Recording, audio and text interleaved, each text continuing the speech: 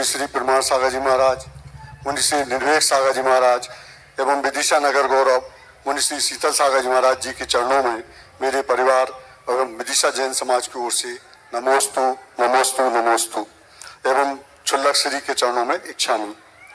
भगवान आपके प्रयास से एवं पूज्य गुरुदेव के आशीर्वाद से भगवान शीतलनाथ स्वामी के 4 कल्याणक भूमि पर ऐतिहासिक समोसरण मंदिर लगभग तैयार है और उम्मीद है कि 2024 तक हम पूर्ण रूपेण उसे तैयार कर ले जाएंगे।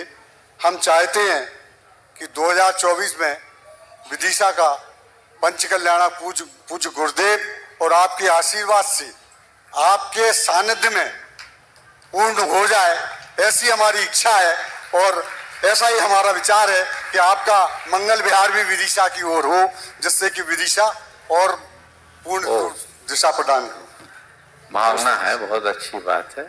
सब अपनी अपनी भावनाओं को पूरी करे और भगवान हम लोगों को इतनी सामर्थ्य दे कि किसी को निराश न किया जा सके। महाराज श्री शीतल धाम के विषय में भी आप 2 शब्द बोल दीजिए। देखिए, एक बात इस मंच से मैं जरूर कहूँगा कि हमारे 24 तीर्थंकरों में से अधिकांश का कल्याणक बिहार और उत्तर प्रदेश झारखंड में हुआ। मध्य प्रदेश में एकमात्र विदिशा, जिसका पुराना नाम भद्दिलपुर, एक ऐसा शहर है जहां भगवान शीतलनाथ के 4 कल्याणक के सबल प्रमाण है। शीतलनाथ भगवान के जन्मभूमि के रूप में आज अनेक स्थानों को लोग प्रतिपादित करते हैं, दावा करते हैं। जब मैं पहली बार विदिशा गया था, गुरुदेव का कहना था कि वहाँ भगवान शीतलनाथ की कल्याणक भूमि है, यदि उसका कुछ विकास हो सके, समाज रुचि ले तो देख लेना। जब मैं वहाँ गया तो चूंकि बचपन से मेरे संस्कार में कोलवा पहाड़ शीतलनाथ भगवान की जन्मभूमि के रूप में था। कोलवा पहाड़ एक बहुत ही उत्तम क्षेत्र है और वहाँ कुछ पुरावशेष भी उपलब्ध है। तो मैंने, चूंकि मेरे संस्कार में कोलवा पहाड़ था, तो मैंने चलाकर इस पर शोध किया।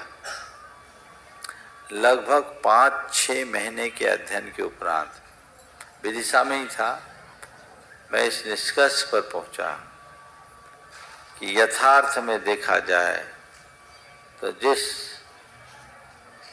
मलय देश की राजधानी भद्दिलपुर में शीतलनाथ भगवान का जन्म हुआ है, वह स्थान वर्तमान में मध्य प्रदेश का भद्दिलपुर विदिशा ही है। उसके मुझे कई प्रमाण मिले और सबसे सबल प्रमाण हमें 2 शिलालेख और एक मूर्ति लेख मिला।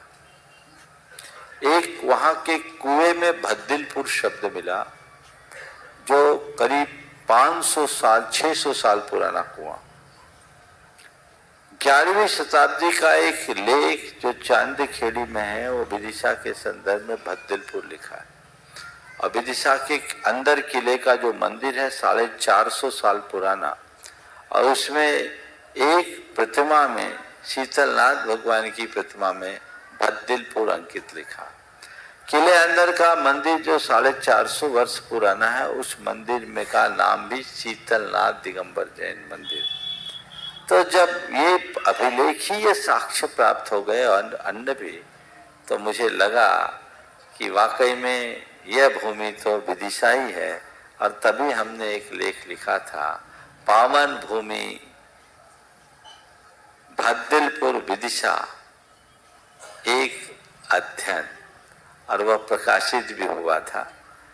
किसी तीर्थ को विकसित करना अच्छी बात है, लेकिन तथ्यों के अभाव में हम किसी भी क्षेत्र को कल्याणक भूमि के रूप में प्रतिपादित कर देते हैं तो ठीक नहीं। वर्तमान में भद्दिलपुर के रूप में कोलवा पहाड़ के बाद अब एक डोभी के पास भदुली गांव है, उसे लोगों ने भद्दिलपुर करना शुरू कर दिया। और यहाँ चौपारण के पास जो इटखोरी है, जो भद्रकाली मुख्य रूप से वो बौद्ध मंदिर है भद्रकाली का, उस स्थान को भी शीतलनाथ भगवान की जन्मभूमि के रूप में वर्तमान में प्रचारित किया जा रहा है। पर मेरे अध्ययन के अनुसार ये स्पष्ट है कि शीतलनाथ भगवान की जन्मभूमि मध्य प्रदेश का विदिशा शहर ही है। जय हो प्रभु। उसे ही समझना चाहिए और परम पूज्य गुरुदेव के आशीर्वाद से शीतल धाम का निर्माण वहाँ तीव्र गति से हो रहा है। वहाँ अनेक पुरावशेष हैं, पुरातात्विक साक्ष्य उपलब्ध हुए हैं, बड़े समृद्ध है और अभिलेखीय साक्ष्य से बड़ा और कोई साक्ष्य नहीं होता। मैं इटखोरी भी गया था, वहाँ मैंने वहाँ के म्यूजियम को भी देखा, लेकिन मुझे वहाँ ऐसा कोई अवशेष नहीं मिला जिसके आधार पर कहा जा सके कि ये शीतलनाथ भगवान की जन्मभूमि के रूप में मान्य किया जा सकता है। कोलवा पहाड़ को शीतलनाथ भगवान की तपोभूमि के रूप में देखा जा सकता है। वह हमारा एक सिद्ध पीठ है, वह भी एक विशिष्ट तीर्थ क्षेत्र है जिसके समुचित विकास की आवश्यकता और अपेक्षा है। लेकिन भगवान की जन्मभूमि का जहाँ तक सवाल है, तो मेरी दृष्टि में और मेरी क्या परम पूज्य गुरुदेव की भी दृष्टि में और अनेक विद्वानों की दृष्टि में शीतलनाथ भगवान की जन्मभूमि वर्तमान में जिसे विदिशा कहते हैं, इसका पूरा नाम भेलसा, भद्दिलपुर, बेसपुर ये नाम था पुराना, तो वो विदिशा ही